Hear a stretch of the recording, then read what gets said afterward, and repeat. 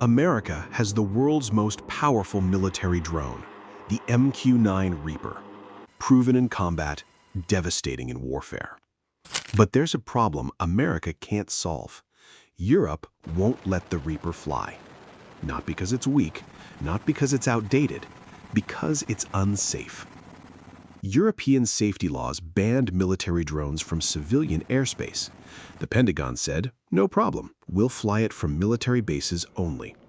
But here's the issue. European airspace is everywhere. Over cities, over towns, over population centers, over critical infrastructure. A military drone without access to civilian airspace can't operate effectively across a continent. So the Pentagon did something desperate. They asked their closest ally, can you fix this? The UK said yes.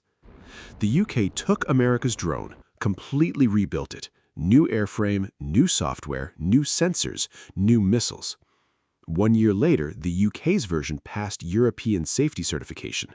The Pentagon's own drone still hasn't. This is the story of how regulations became weapons and how one country beat America at improving America's technology. The MQ-9 Reaper represents decades of American drone innovation and warfare dominance. It's massive, 56 feet long, 14,000-pound maximum takeoff weight, designed for one purpose: loiter above targets for extended periods and strike with precision. The Reaper can stay airborne for 27 hours. It carries 4 laser-guided Hellfire missiles. It carries precision bombs for larger targets. It has multiple sensor systems, including infrared, color cameras, and synthetic aperture radar for comprehensive surveillance and targeting. The aircraft operates from forward military bases in combat zones across the Middle East and Africa. Total operational freedom. No restrictions, no civilian airspace concerns, no approval processes required. The Reaper became the symbol of American air superiority in the post-9/11 era. Every major military power wanted Reaper capability. Every adversary feared Reaper deployment. Pentagon believed, we have the best drone on Earth. We can fly it anywhere we want from any military base. We are uncontested in unmanned aircraft dominance.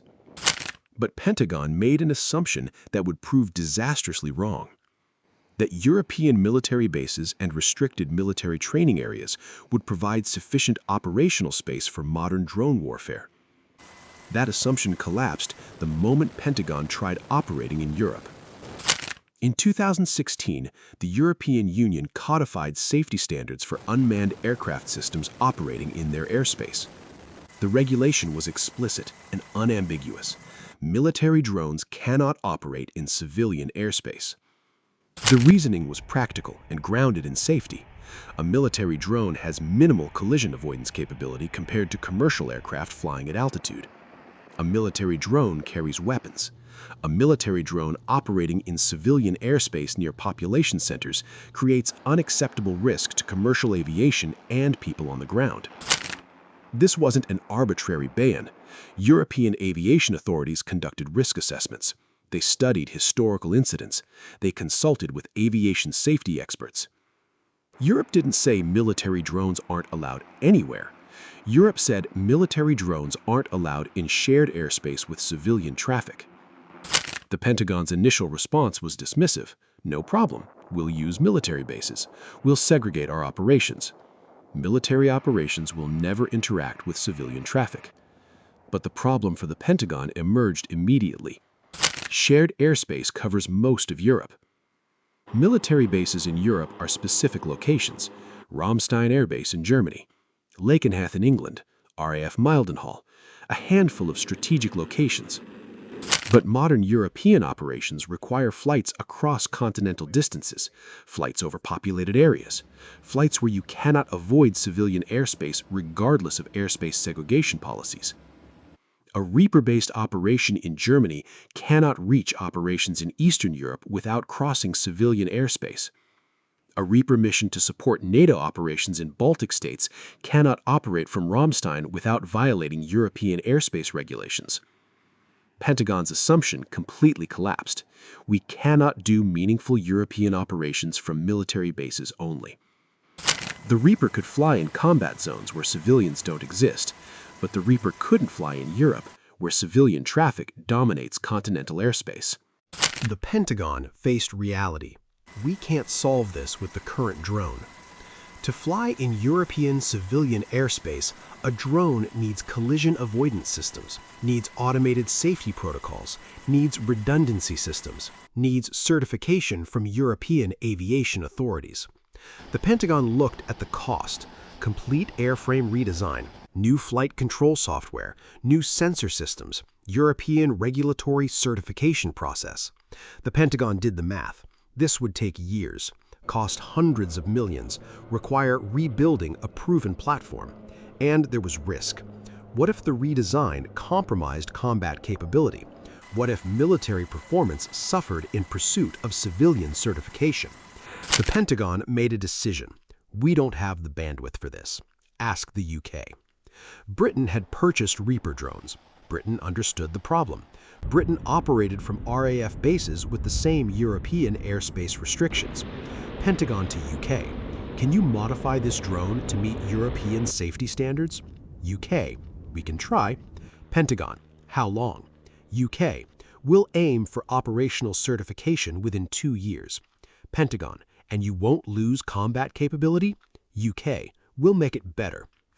The Pentagon didn't believe the UK could do it, but they had no alternative. The UK didn't just make modifications. The UK engineered a complete reimagining called the Protector variant. First transformation. The airframe was rebuilt for lightning strike survivability. Combat drones get hit by enemy fire. The airframe is engineered to withstand combat damage, bullet holes, shrapnel impacts, blast effects. Peacetime certification requires an entirely different engineering approach. European civilian certification demands the aircraft survive lightning strikes during normal operations in thunderstorm conditions. This isn't just adding protection, it's redesigning structural integrity from the ground up. The fuel system had to be reconfigured to prevent electrical faults from lightning causing fuel ignition. The electrical distribution system had to be completely rewired with surge protection. The composite airframe had to be modified with conductive pathways to safely dissipate lightning energy. This structural redesign was completely separate from combat modification. It wasn't upgrading existing features, it was a fundamental architectural change to how the airframe itself functions. Second transformation. Flight control software was rewritten from the ground up. The Pentagon's Reaper uses line-of-sight control architecture. The pilot sends commands, the aircraft executes those commands. It's direct human control with no autonomous safety systems. Civilian airspace certification requires autonomous collision avoidance technology. The aircraft itself must detect other airplanes and automatically adjust course without waiting for pilot input. The UK wrote entirely new flight control software, not patches to existing code, complete software rewrite. Implemented sense and avoid technology using advanced radar and optical systems. Created automated safety protocols that operate independent of pilot input. This required different programming languages, different processing architectures, different real-time control systems. A complete reconstruction of how the aircraft maintains flight and avoids hazards. Third transformation. Sensor systems were completely redesigned. The Pentagon's Reaper uses military sensors optimized for targeting enemy forces, infrared cameras to detect heat signatures, synthetic aperture radar to see through clouds and darkness. The UK's Protector needed civilian-certified detect and avoid sensors for operations in civilian airspace. The sensors have completely different purposes and performance characteristics. New radar systems specifically designed for aircraft detection, not ground target identification. New optical sensors for tracking other airplanes, new integration architecture connecting directly to civilian air traffic control networks. The drone now communicates with European air traffic control systems in real time, reports position updates, receives vectoring instructions for traffic avoidance, integrates into civilian airspace traffic management protocols. Fourth transformation. British missiles were integrated. The Pentagon's Reaper carries American Hellfire missiles, anti-armor weapons designed for ground targets. The UK integrated British Brimstone missiles with different guidance systems, different targeting algorithms, different launch characteristics. This required complete weapons integration testing, certification with British weapon systems, compatibility verification across all flight regimes. Low altitude, high altitude, fast maneuvers, hover positions. Each transformation was completely independent.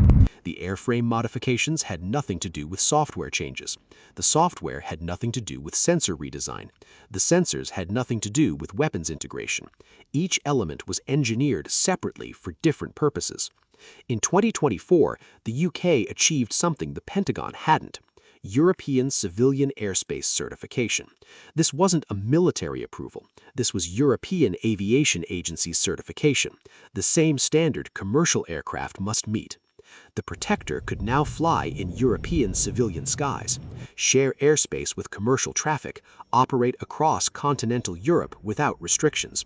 What does this mean operationally? The Pentagon's Reaper is confined to military bases and segregated military training areas. Operations require airspace restrictions. Civilian traffic must be diverted. The UK's Protector operates as civilian traffic, integrated into normal European airspace. No special restrictions, no diverted commercial flights, no temporary flight closures. The operational advantage is massive.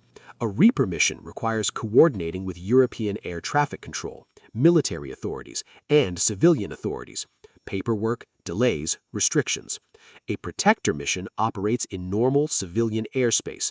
Call air traffic control like any other aircraft. File a flight plan, get a clearance, fly. The Pentagon had the superior military drone, but the UK had the superior European drone. Restricted to military bases and segregated military training areas, limited airspace access, requires coordination with multiple authorities, slow approval process, cannot operate during civilian traffic peaks without creating airspace conflicts. UK Protector operates in normal civilian airspace as a certified civil aircraft. No geographic restrictions on where it can operate. Standard air traffic control procedures. Rapid clearance. Operates continuously 24/7 without any special airspace management requirements. Pentagon's operational solution is to develop a next-generation version. Still in development, still seeking European certification. No realistic timeline for achieving civilian airspace approval. Meanwhile, the UK's Protector is operational today, flying regular missions, integrated into European airspace structure, achieving the operational requirements that the Pentagon cannot fulfill. A Pentagon Reaper mission supporting NATO operations in Poland requires requesting airspace, notifying all affected nations, waiting for civilian airspace clearance, coordinating with air traffic control, receiving restricted corridors, operating under tight time windows. A UK Protector mission in Poland operates like a civilian transport aircraft. File a flight plan, get a clearance, fly, change course if required. No special coordination, no political approvals needed. The embarrassment is profound. Pentagon's original drone cannot match UK's modified version in European operations. Pentagon invested decades and billions in the Reaper. UK invested one modernization cycle in the Protector. Pentagon has global military superiority. UK has European operational advantage. That's a reversal that nobody anticipated in 2016. For 70 years, military capability came from raw power, bigger engines, more weapons, heavier armor. The Protector story reveals something different. Regulatory frameworks now shape military capability. Pentagon designed the Reaper optimized for combat. That design made it incompatible with European safety standards. UK designed the Protector optimized for both combat and civilian certification. The dual requirement created a better overall platform. It's a paradox. Regulation didn't restrict capability. Regulation enhanced it. The Pentagon viewed European safety laws as obstacles. The UK viewed them as requirements that could drive innovation. That difference in perspective produced a superior aircraft. The future of military technology isn't just about power, it's about integrating into civilian infrastructure, operating in constrained environments, meeting regulatory standards while maintaining combat effectiveness. Countries that can do both will dominate. Countries that optimize only for combat will become constrained. The Protector proves it. Comment: do you think regulatory standards should drive military innovation, or do they constrain capability? Subscribe to Global Strike Matrix for defense technology analysis. Briefing adjourned.